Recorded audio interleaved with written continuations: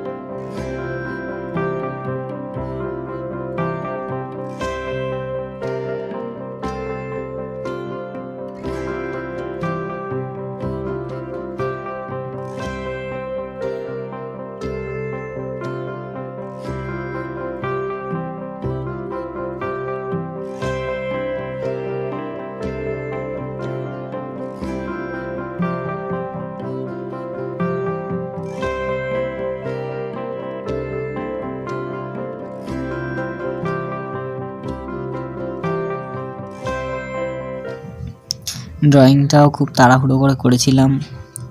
তো ভিডিওটা যদি আপনাদের ভালো লাগে তাহলে একটা লাইক করবেন এবং আপনাদের মন্তব্য আমাকে জানানোর জন্য কমেন্ট করে জানাবেন। আর ভিডিওটা যদি ভালো লাগে, যদি এরকম আরও নতুন নতুন ভিডিও দেখতে চান, তাহলে আমার সাথে থাকবার জন্যে আপনারা আমার চ্যানেলটিকে সাবস্ক্রাইব করবেন। তো সবশেষে বলি, ভালো থাকবেন, সুস্থ থাকবেন, সদা সর্বদা সিম্পল আর্ট সুশোভন চ্যানেলের সাথে জুড়ে থাকবেন। আবার দেখা হচ্ছে পরের, খুব তাড়াতাড়ি আসছি নতুন ভিডিও নিয়ে। বাই।